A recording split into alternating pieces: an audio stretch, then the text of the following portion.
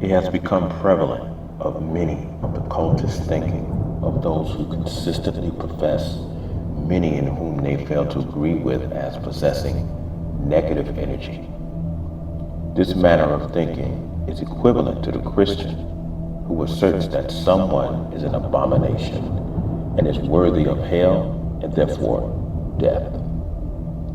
I found after long and careful observation of many this day and time who hold this energy-based theology to be very harsh and cruel to many that do not set well with them because of reasons I were to understand are less than superficial. But that has forever been the case for self-centered people who are borderline narcissists. It is very important to understand of where you are finding this energy that you assert is dwelling of someone else. There's a strong possibility that it is inside of no one but yourself.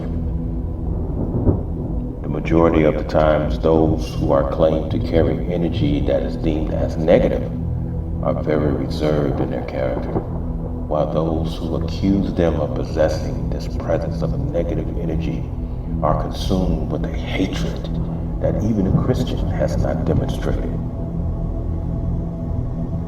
I find it abnormal for anyone to live their lives claiming to only hold and choose to be around those who are perceived by their standard to hold this positive energy, to be filled with so much hostility towards anyone else because of being understood as negative. You need to check of how this state of mind is causing you to act towards humanity, as you will not see it as humane, or maybe you just would. We should be clear that positive and negative are simply point of views, the same as good or evil.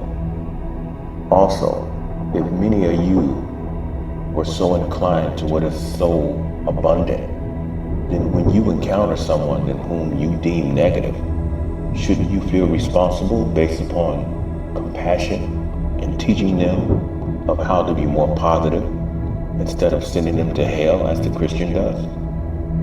If you are not inclined to do this for them, then what good is your so-called positive energy?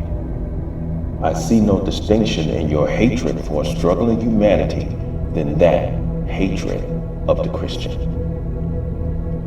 As anyone interested in the inner evolution, it would be wise to only focus upon yourself and of how you treat others in the environment instead of continuing to be a part of a demonic and destructive social constitution that is destroying us all in regards to social harmony.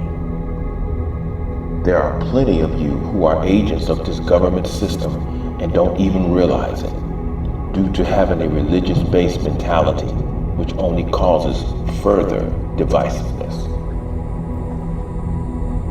If anyone who is accused of possessing what is asserted as negative energy is able to cause in the dual component whom is claimed to possess positive energy a lack of humility and productivity, then it perceptibly implies that those who claim this mythology of positive energy is in fact penetrable of their opposing nemesis that is condemned negative. It has become obvious that many who claim this dogmatic-based theology of thinking is vulnerable in every aspect of the being if any time the accused opposing factor is blamed in causing a hindrance or a limitation in their progression.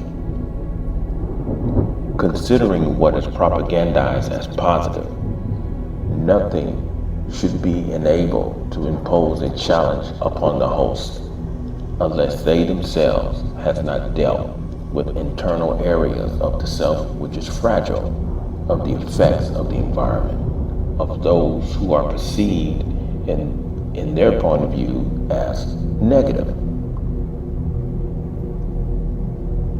There are those who say My life is much better and have fallen right into place now that I have gotten all of that negative energy out of my environment. This is utilized by many often abruptly for the sake of offending or judging someone, which to most who are decent would consider a negative attack from one who is claimed positive and therefore decent.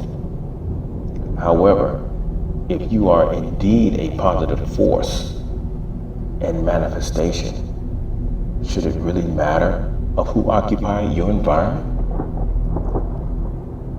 So self-sufficiency is not a factor in being positive? Are you implying that you need a negative presence to produce a positive incentive for you to be responsible to produce? It has become time to look only at yourself to ensure where this negative energy in fact exists and of who is in truth hindering your progress. If your state of mind can be compromised or even hobbled by way of what is considered its opposing factor, I offer you to take a closer look inside and find out who is in truth possessing a negative force in your life in regards to your peace of mind and progress. It is a very good chance that the only person who has this negative force living in them is yourself. How you respond to the challenges in life reveals what is happening inside of you and no one else.